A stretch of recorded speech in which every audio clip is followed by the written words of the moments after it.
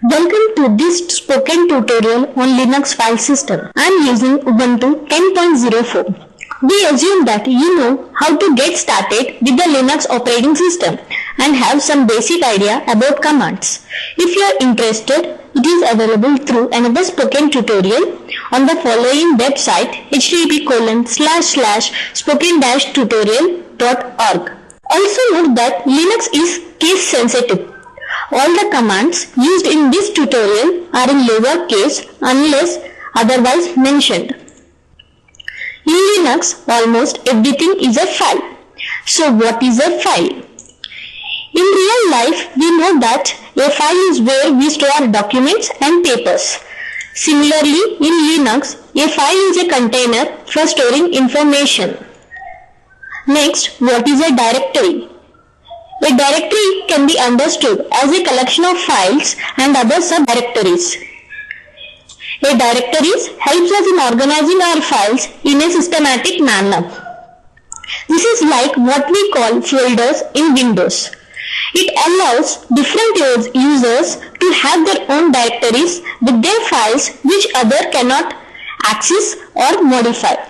Also, if there are no directories, all the files on the system need to have unique names, which would be very difficult to maintain.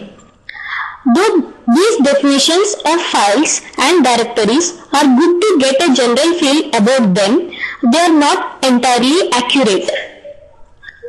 As well as its contents, a file has a name and some properties or administrative information, that is, the file's creation or modification date and its permission. The properties are stored in the file's inode, a special block of data in the file system that also contains the length of the file and where on the disk it is stored. The system uses the number of the file's inode. The directory structure just names the file for our benefit as it is easier for us to remember names than larger numbers. Contrary to its oversimplified definition, a directory does not actually store other files. It is itself a file that holds the inode numbers and names of other files. In fact, in Linux there are three kinds of files: regular files or ordinary files. It contains only data as a stream of characters. Directories, as we just saw in the previous slides. Device files. All hardware devices and peripherals are represented as files in Linux. A CD, a hard disk, or even an USB stick. Everything is a file in Linux. But why is this so? This helps to read and write these devices in a way similar to that for ordinary files. All files in Linux are related. In short, all form a family, much like we do.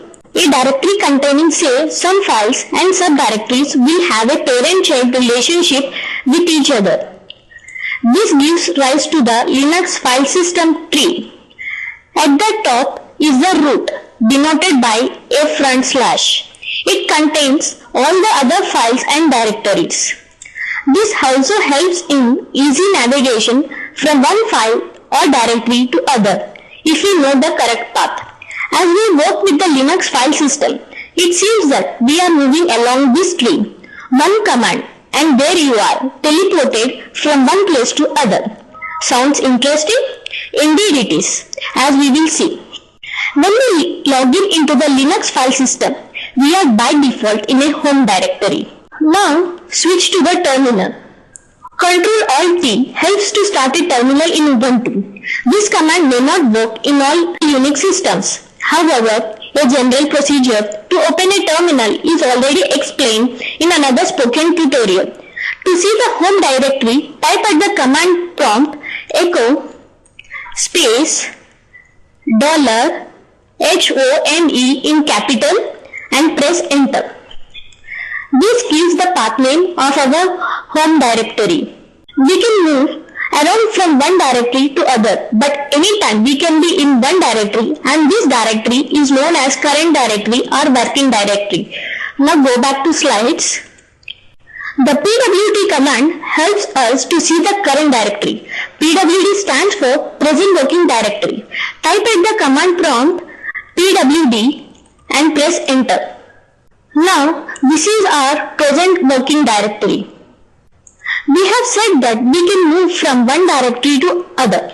But how do we do so? We have the cd command for this purpose.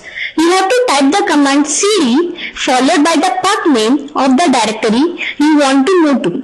Let's again see our current directory by typing pwd at the command prompt and press enter. So now we are placed in this directory. Now say we want to move to /usr directory. So type cd space /usr. Remember, here slash in Linux means front slash and press enter. Now let's see our current directory. Type pwd and press enter. Yes, we have moved to /usr directory. The problem here is the path names can be very long. This is because these are absolute path names that enlist the entire path starting from the root directory. Instead, we may use related path names that begin from the current directory. Here, we need to know two special characters. Dot that represents the current directory and dot that represents the parent directory of the current directory. Now, let us have a brief session on cd command. The command cd without any arguments is used to move back to the home directory. Type at the command prompt cd and press enter. Now check our current directory by the pwd command. So now we are back in our home directory /home/gnukhata. Now let us move to music directory. Type at the command prompt cd space music m in capital / and press enter. Now check our current directory by the pwd command pwd and press enter. See, we have moved to /home/gnukhata/music. Let us go to the parent directory of music. For that, you have to use cd command with dot. Type at the command prompt cd space ... and press enter. Now check our present directory by typing pwd.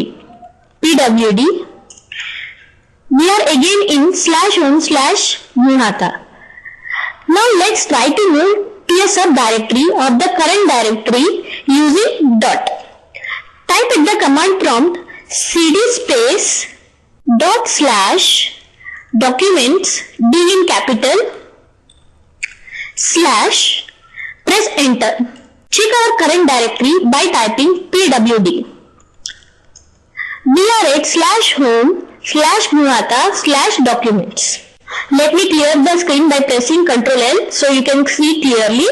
To go back to our home directory by cd command, type cd and press enter.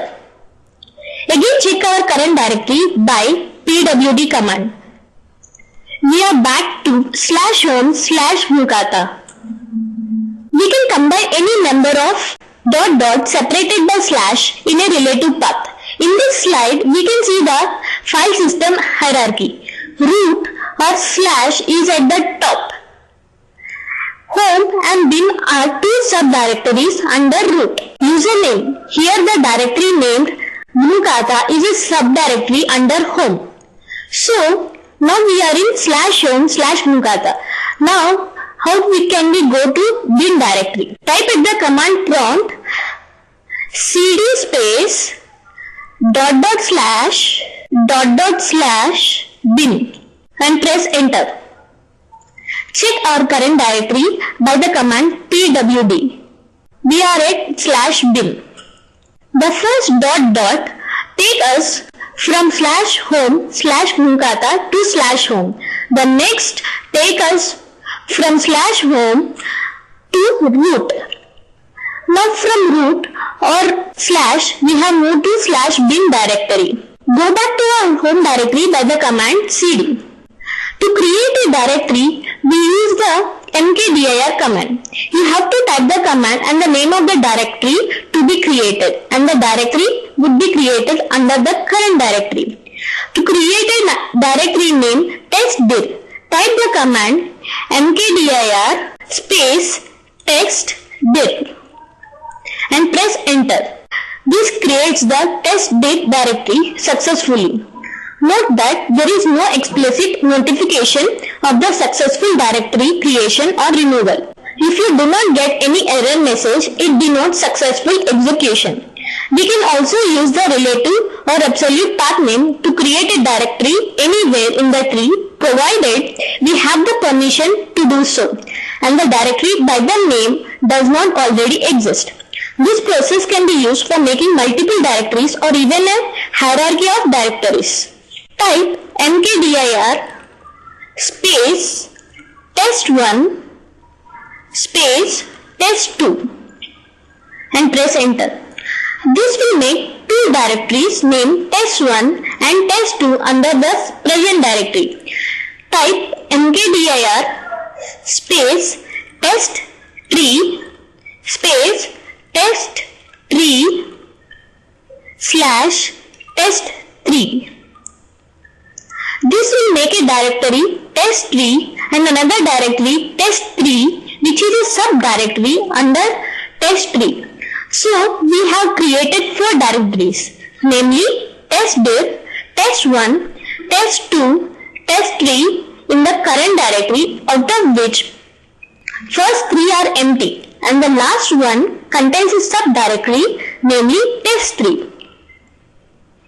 Similar to the mkdir command is the rmdir command, which is used for removing a directory or directories. The command rmdir space test1 removes the test1 directory successfully. A directory can be removed only if you are its owner, your current directory is hierarchically above the directory to be removed, and the directory is empty. Now type at the command prompt cd space test3 slash test3. So we are now in test3 directory, which is a subdirectory under test3. Let's try to remove the testdir directory by typing the command rmdir space testdir. Press enter. We see it can't be done because current directory is not hierarchically above the directory to be removed. So we have to go to the directory which is hierarchically above testdir directory. Type cd space ... and press enter. Now go back to your parent directory by typing the command cd space ... Now again try the previous command. Type rmdir space testdir. Press enter. The testdir directory is successfully deleted. Note that testdir directory was also empty. Multiple directories or a hierarchy of directories can be removed at once. So try to delete the test3 directory along with its subdirectory test3. Type at the command prompt rmdir space test3 space test3 slash test3. Press enter. See, it is giving the error message that test3 directory cannot be removed because test3 is not empty. But one thing which you may miss is that test3 slash test3 has been deleted as it was empty. To check that, type at the command prompt cd space test3 and press enter. Now type ls and press enter. See, the directory contains nothing. So test3 was deleted. So in this Linux tutorial, we have learned about Linux files and directories and how to work with Linux directories. See them, move between them, make them, remove them. This brings me to the end of this tutorial. Spoken tutorials are part of the Talk to a Teacher project, supported by the National Mission on Education through ICT. More information on this is available at the following link. This is Anusha Kadambala signing off. Thank you for joining.